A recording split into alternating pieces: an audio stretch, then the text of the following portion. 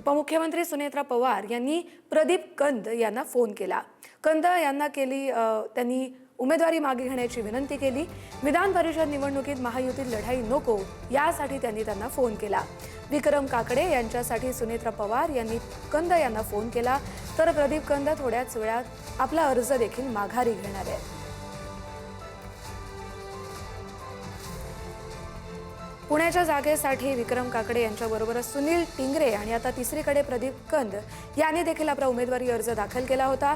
सुनील टिंगरे यांनी आपला अर्ज मागे घेतलाय, तर दुसरीकडे सुनेत्रा पवार यांनी स्वतः प्रदीप कंद यांना फोन करून आपला अर्ज मागे घेण्याची विनंती केली आहे। त्यानंतरच महायुतीत लढाई नको म्हणून प्रदीप कंद यांनी देखील त्यांचं म्हणणं ऐकत त्यांची विनंती मानत अर्ज माघारी घेण्याचा निर्णय घेतलाय। थोड्याच वेळात ते आपला अर्ज माघारी घेतील।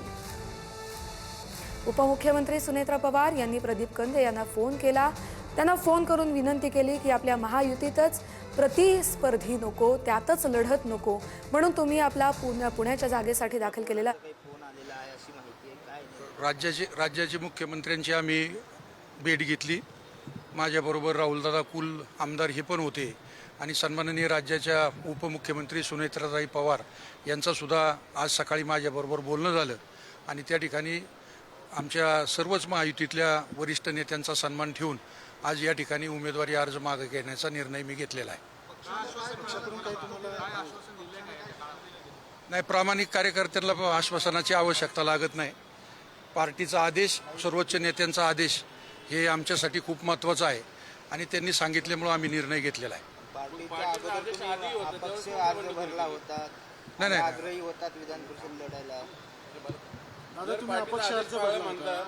नाही दोन्ही फॉर्म भरले होते। आमच्या या ठिकाणी जर आपण पाहिलं तर पुणे विधान परिषद मतदारसंघामध्ये भारतीय जनता पक्षाच्या शहरातल्या पिंपरी चिंचवड असू, पुणे शहर असू किंवा ग्रामीणमध्ये असू द्या, या ठिकाणी आमचं बलाबल सारखं होतं। यदा कदाचित आघाडींची जर मतं मोजली असती तर आमची मतं जास्त झाली असती। सर्व लोकप्रतिनिधींनी सन्माननीय राज्याचे मुख्यमंत्री यांच्याकडे आग्रह केला होता की त्या ठिकाणी आम्हाला भारतीय जनता पक्षाला ही जागा सुटावी, परंतु या महायुतीमध्ये ही जागा राष्ट्रवादी काँग्रेस पक्षाला सुटली। मी फॉर्म भरताना भारतीय जनता पक्ष म्हणून फॉर्म भरला होता आणि अपक्ष म्हणूनही फॉर्म भरला होता। वरिष्ठ पातळीवर निर्णय झाल्यानंतर आज तो फॉर्म मागे घेण्याचा निर्णय घेतलेला आहे। परवा दिवशी सीएम सरांना भेटून आलेला आहात, त्यानंतर 2 दिवस काय घेतले? ते आज शेवटचा दिवस होता, आलो माघार घेतली। शेवटपर्यंत आशा होती काहीतरी होईल? नाही, आशेचा विषय नाही। एकदा नेत्यांनी आदेश दिला की आशा किंवा काय ह्या गोष्टींना काय माझ्या दृष्टिकोनातनं अर्थ राहत नाही। एकदा त्यांचा आदेश आला, आम्ही माघारी घेऊन त्या ठिकाणी आलो। आज सकाळी राहुलदादांना त्यांनी निरोप दिला। सुनेत्रा वहिनींचं सुद्धा आज सकाळी बोलणं झालं आणि त्या सगळ्यांचा सन्मान ठेवला पाहिजे या विचाराचा मी कार्यकर्ता आहे, त्यामुळे आज माघार घेतली। त्याच्या बदल्यात 29चा काही शब्द मिळालाय का? नाही, शब्द वगैरे काय नाही।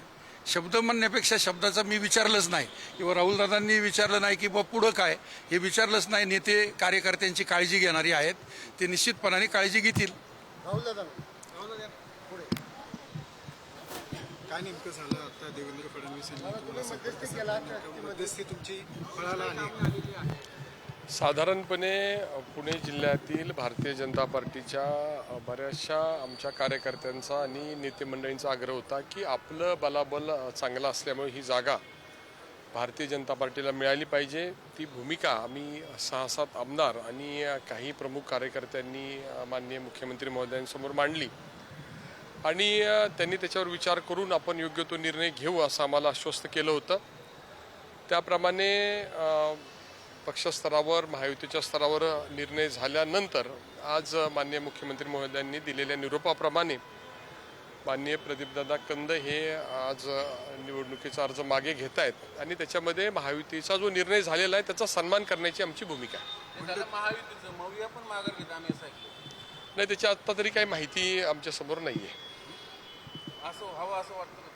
बिनविरोध झालं आणि महायुतीचा कोणताही विधान परिषद सदस्य जर बिनविरोध आला तर त्याचा आम्हाला आनंदच राहणार आहे। धन्यवाद।